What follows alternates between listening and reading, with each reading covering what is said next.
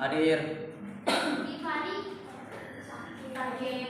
Winda Aulia, Rahayu Fitria, hadir. Delvi Yulandani, toilet Bu. Tapi ada? Ada. Nurul Halija, Hadir. Nelly Yuniati, Hadir. Siti Samro, hadir. Sani Harhayu, Hadir.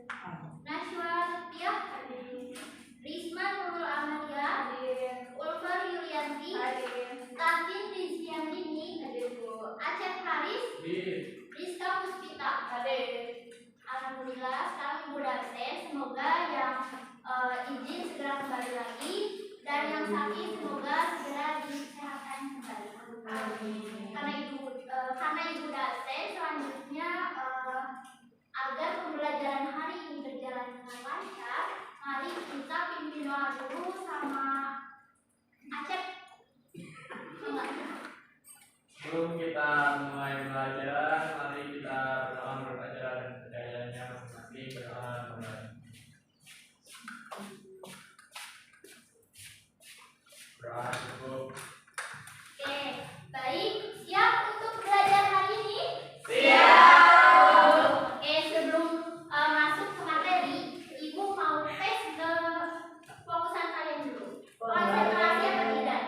Kalau Ibu bilang konsentrasi, kalian jawab konsentrasi dimulai. Siap? Satu, dua, tiga. Konsentrasi.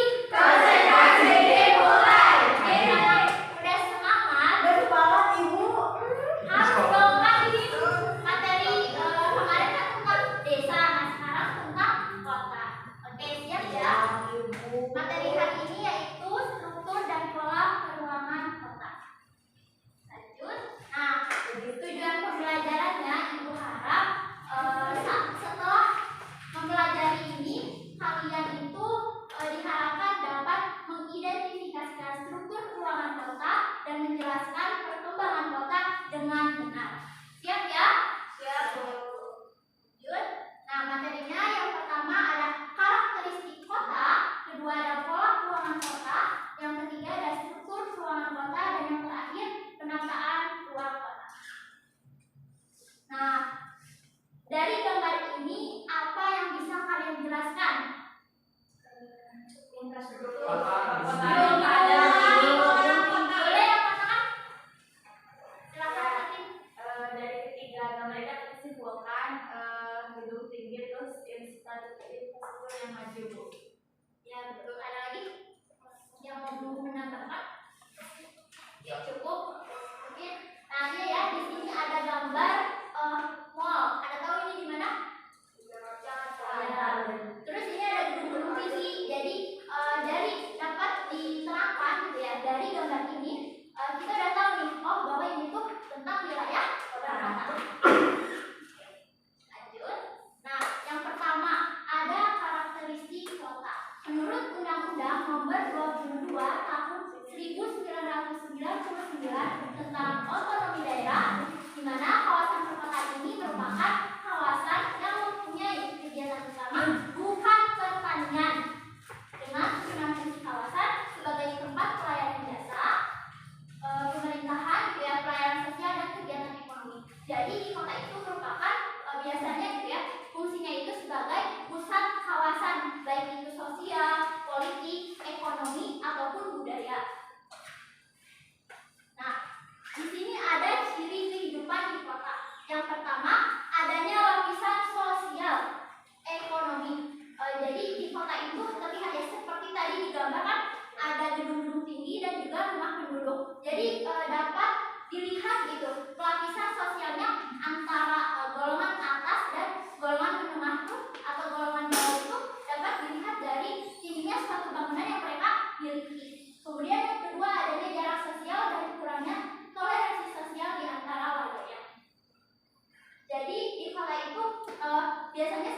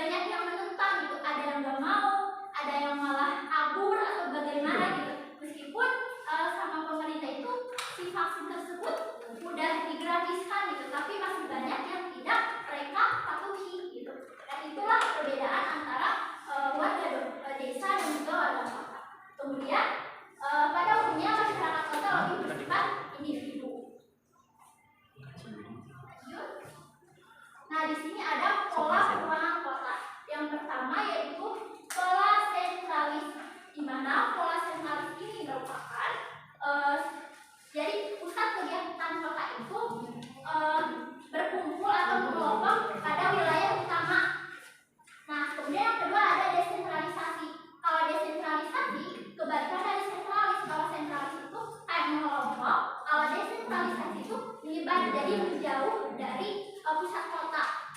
Kemudian ada pola nuklear. Nah, pola nuklear ini hampir sama dengan sentralis, namun cakupannya atau skalanya lebih kecil. Kemudian yang terakhir ada pola segresi, di mana pola segresi ini pola kegiatannya itu dibedakan menurut kegiatannya seperti pusat kegiatan ekonomi, kemudian politik ataupun budaya. Kalau ekonomi misalkan pasar, mall dan lain sebagainya. Lanjut. Kemudian yang selanjutnya itu struktur ruangan kota. Yang pertama ada teori konsentris. Dapat dilihat ya, teori konsentris ini sangat terstruktur gitu. Jadi sangat berurutan gitu, antara zona 1, 2, 3, 4 sama 5. Nah, yang zona pertama merupakan daerah pusat kegiatan, di mana semua pusat kegiatan baik itu pemerintahan, ekonomi maupun budaya semuanya ada di sana. Jadi mobilitasnya itu sangat tinggi kalau di zona pertama. Kemudian pada zona kedua atau peralihan, di mana pada zona ini biasanya orang-orang yang berimigrasi gitu, dari desa ke kota untuk mencari pekerjaan gitu. Namun mereka mempunyai pendapatan yang rendah gitu, sehingga di zona kedua ini kawasannya menjadi padat dan muncullah slum area ataupun kawasan kumuh. Kemudian ada pada zona ketiga, di mana pada zona ketiga ini sudah lebih tersusun gitu, sudah lebih rapi daripada zona kedua. Karena pada zona ketiga ini pemukimannya itu kelas pekerja lebih gitu, sedangkan yang zona kedua mah masih kayak yang baru ke kota gitu. Kalau yang kedua, yang ketiga mah udah mereka udah punya pekerjaan namun penghasilannya itu rendah. Kemudian pada zona keempat permukiman kelas menengah.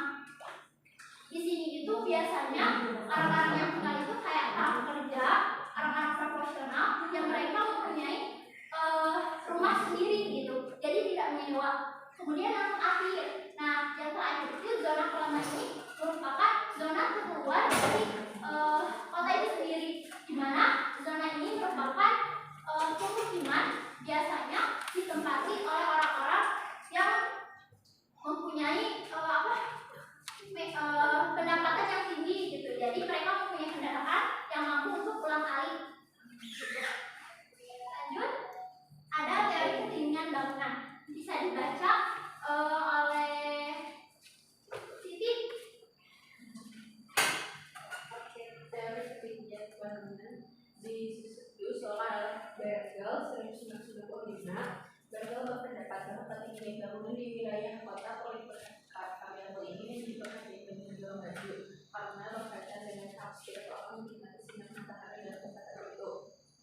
Oke, jadi teori konsentris ini menekankan bahwa kota itu merupakan perwujudan dari dua dimensi secara horizontal, sehingga ketinggian bangunan itu diabaikan. Sementara ketinggian bangunan dengan penggunaan lahan sebaiknya diperhatikan guna merumuskan pada penggunaan lahan yang akan datang. Contohnya itu paling banyak ada di kota Belanda.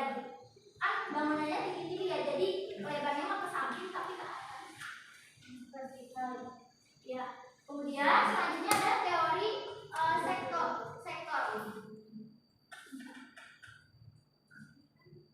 Di mana teori sektor itu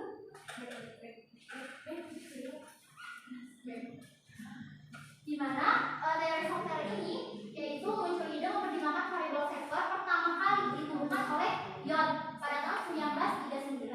Nah, sama ya, teori sektor ini juga dibagi menjadi 5. Yang pertama ada DPK.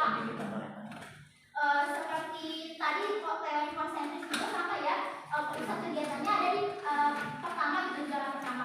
Kedua, zona kedua itu daerah bawah dan manufaktur seperti industri kecil dan juga perdagangan. Kemudian pada zona ketiga pemukiman kelas rendah, dan zona keempat merupakan pemukiman kelas menengah.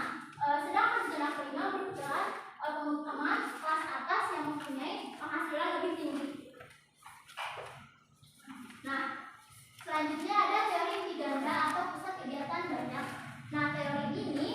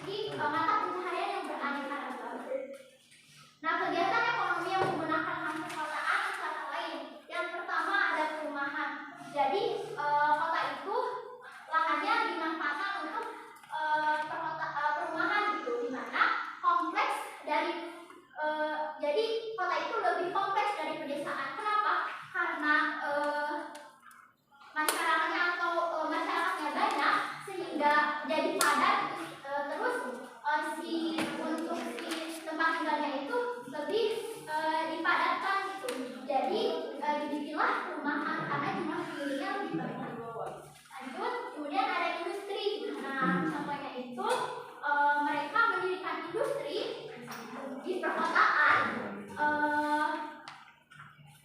dilihat biasanya dari lebih dekat ke bahan mentah, misalkan tempat bahan mentah ataupun ke pemasaran. Lanjut, kemudian ada jasa, di mana jasa ini biasanya yang menggunakan lahan kota seperti jalan, kemudian terminal, rel kereta api, stasiun, ataupun sebagainya gitu, seperti mall apapun yang menyediakan jasa gitu. Kemudian yang terakhir, yang selanjutnya sarana pemerintah, di mana selain perumahan dan perkantoran, pasti ya di kota itu ada sarana pemerintah seperti gedung DPR, MPR, ataupun gedung pemerintah lainnya gitu. Yang terakhir nih, tempat pemasaran. Kemudian keberadaan kawasan perkotaan itu sebagai pusat pemerintah akhirnya mendorong masyarakat untuk lebih banyak melakukan transaksi perdagangan di perkotaan. Oleh karena itu, ada sebagian lahan itu dimanfaatkan untuk keperluan perdagangan seperti pasar. Di Jakarta kan ada pasar Tanah Abang gitu. Jadi karena akibat dari banyaknya pusat kegiatan, otomatis mereka bertransaksi di kota. Nah, kemudian pusat pendidikan, kesehatan, peribadatan, dan rekreasi olahraga. Adapun beberapa jenis pemanfaatan lahan lainnya digunakan untuk keperluan yang dibutuhkan oleh penduduk kota seperti sekolah, sarana rekreasi, kesehatan, sarana olahraga, sarana peribadatan, dan hiburan. Oke, mungkin sekian ya materi yang bisa Ibu sampaikan. Selanjutnya ada yang bisa menyimpulkan, anak-anak Ibu yang tampan dan cantik. Boleh yang bisa acungkan tangan, nanti dikasih reward. Berarti kalian hebat.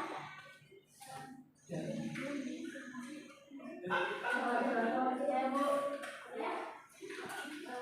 Jadi kota itu adalah ciri-cirinya tuh banyak Bu. Yang pertama itu di kota itu masyarakatnya bersifat individualis, terus banyak lapangan pekerjaan, terus sebagai pusat pemasaran Bu.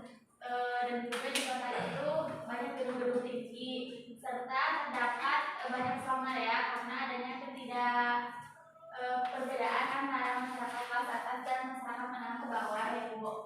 Terus di kota itu sebagai tempat pusat pemerintahan, terus peribadatan juga. Mungkin ada Bu yang bisa. Baik, tepuk tangan untuk tadi. Karena waktunya udah hampir mau habis, sebenarnya udah kuis. Cuma kita lakukan nanti di belakang. Nanti lihat siapa yang memiliki skor tinggi. Ibu ada sesuatu untuk kalian. Terima kasih. Sebelumnya mohon maaf apabila dalam menyampaikannya Ibu kurang gitu